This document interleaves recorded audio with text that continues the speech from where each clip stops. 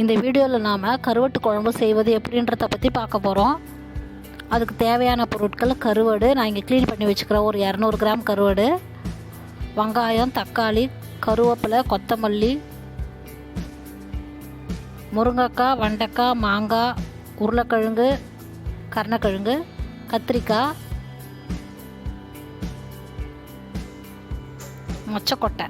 ஒரு 6 மணி நேரத்துக்கு முன்னாடி ஊற வச்சிடணும். இதை நான் ஊற வச்சு எடுத்து வச்சுருக்கேன். அது தண்ணி ஊற்றி குக்கரில் போட்டு ஒரு 4 விசில் வர வரைக்கும் வேக விடணும். வச்சுருங்க அடுப்பில். அதை எடுத்து அது ஒரு 4 விசில் வரணும். தனியாக ஒரு பாத்திரம், அகலமான பாத்திரம் எடுத்துக்கோங்க.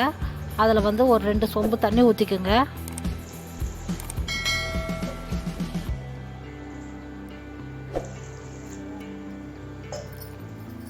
இப்போ நம்ம அரிஞ்சு வச்சதை போட்டுக்கலாம். வெங்காயத்தை போட்டுக்கோங்க முதல்ல அந்த தண்ணியில்.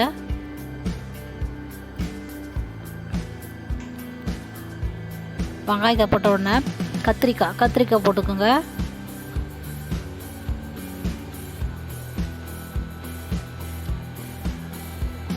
அப்புறம் அது கூட நம்ம உருளைக்கிழங்கையும் கருணக்கிழங்கையும் போட்டுக்கலாம். உருளைக்கிழங்கு, கருணக்கிழங்கு ரெண்டுத்தையும் போட்டுக்கோங்க.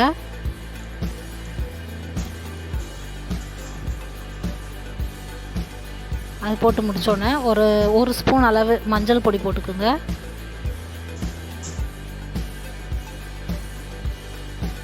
அதுக்கப்புறம் மிளகாய்த்தூள் 2 ஸ்பூன் போட்டுக்கோங்க.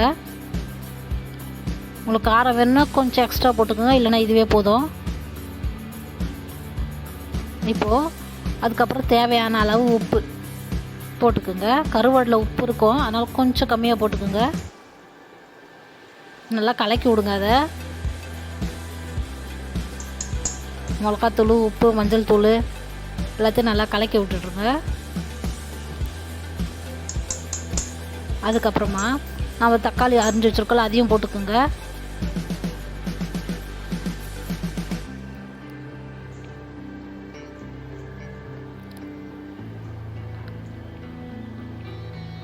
தக்காளியை போட்டு இந்த காயெல்லாம் வேகிறதுக்கு அடுப்பில் எடுத்து வச்சுருங்க.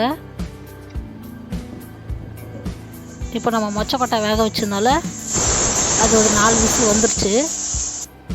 அதை எடுத்துக்கோங்க, இறக்கி வச்சுடுங்க. அதுக்குள்ளேயே புளியை ஊற வச்சிடலாம். கொஞ்சமாக புளி, மாங்காய் வச்சுருக்கோம், அதில் கொஞ்சமாக இந்த அளவு எடுத்துக்கோங்க. புளி கொஞ்சமாக தண்ணி ஊற்றி ஊற வச்சுக்கோங்க. நிறைய தண்ணி ஊற்றாதீங்க. நல்லா அதை பிச்சிட்டு ஊற வச்சுருங்க. அந்த காயெலாம் வேகிறதுக்குள்ளே இந்த புளி ஊறிடும். நல்லா பிச்சு நல்லா ஊற வச்சுருங்க. கொஞ்சமாக தண்ணி ஊற்றிக்குங்க. அதுக்குள்ளே நம்ம கடாயில் அந்த வெண்டைக்காய் அரிஞ்சு வச்சுருந்ததில்ல, அதை எண்ணெயில் போட்டு வதக்கி எடுத்து வச்சுக்கலாம்.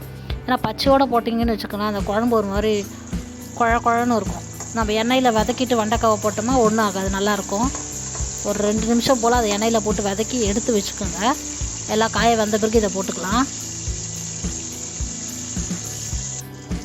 இப்போ நல்லா வதங்கிச்சு பாருங்கள் வெண்டைக்காய். இதை எடுத்து ஒரு தட்டில் எடுத்து வச்சுக்கோங்க.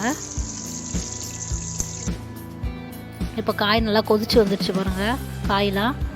இப்போ உருளைக்கிழங்குல போச்சு. கத்திரிக்காய் பாதி வெக்காடு வெந்துட்டுருக்கு. இந்த டைமில் நம்ம முருங்கைக்காய் போட்டுக்கலாம். போட்டு இப்போது அந்த மொச்சக்கொட்டையை 4 விசில் வந்துச்சுல, ஒரு 10 நிமிஷம் ஆற விட்டு எடுத்துருங்க. வெந்துட்டுருக்கோம் பாருங்கள், நல்லா வெந்திருக்கு. இப்படி நல்லா நசுக்கி பார்த்தீங்கன்னா கொலன்னு இருக்கும். அது பாருங்கள் நல்லா வெந்துருச்சு.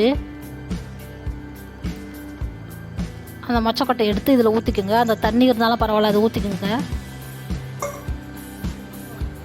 நல்லா கொதிக்க விடணும். நம்ம மாங்காய் அரிஞ்சு வச்சுருந்தாலும் அதையும் போட்டுக்கோங்க. போட்டு நல்லா கலக்கி விட்ருங்க.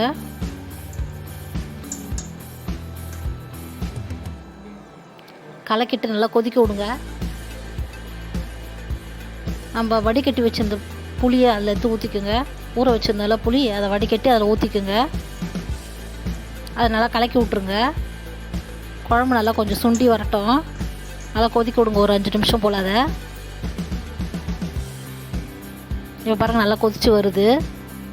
இந்த நேரத்தில் நம்ம வெண்டைக்காய் வதக்கி வச்சுருந்தாலும் அதையும் போட்டுக்குங்க. போட்டு கொதிக்க விடுங்க, கலரி விட்டு. எல்லா காயும் வேகிற வரைக்கும் இது மாதிரி சுண்டை வேகிற வரைக்கும் கொதிக்க விடுங்க குழம்ப. இப்போ எல்லா காயும் வெந்து போச்சு. மாங்காய், முருங்கைக்காய் எல்லாம் வெந்துருச்சு. இப்போ இது நம்ம க்ளீன் பண்ணி வச்ச கருவாடை எடுத்து அதில் போட்டுருங்க.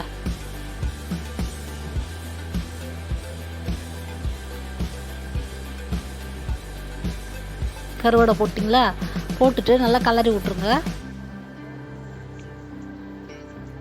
கலரிட்டு ஒரு 5 நிமிஷம் போல் கொதிக்க விட்டிங்கன்னா கருவாடு வெந்துடும்.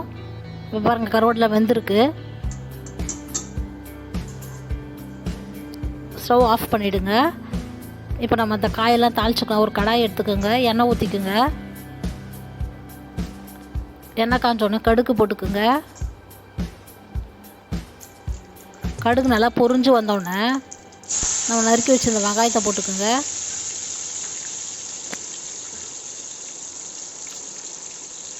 அது நல்லா ப்ரௌன் கலர் ஆகிற வரைக்கும் வதக்கிக்குங்க வெங்காயத்தை.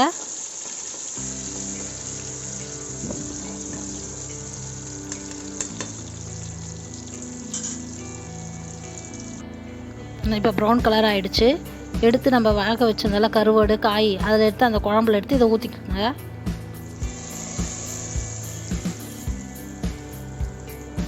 ஊற்றிட்டு நல்லா கலரி விட்ருங்க.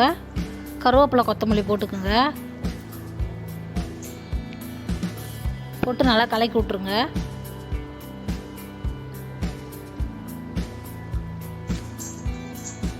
இதை எடுத்து ஒரு கிண்ணத்தில் ஊற்றிக்குங்க. கருவாட்டு குழம்பு ரெடி ஆகிடுச்சு. இந்த வீடியோ பிடிச்சிருந்தால் லைக் பண்ணுங்கள், ஷேர் பண்ணுங்கள், கமெண்ட் பண்ணுங்கள், சப்ஸ்கிரைப் பண்ணுங்கள். மறக்காமல் பெல் ஐக்கானை கிளிக் பண்ணுங்கள்.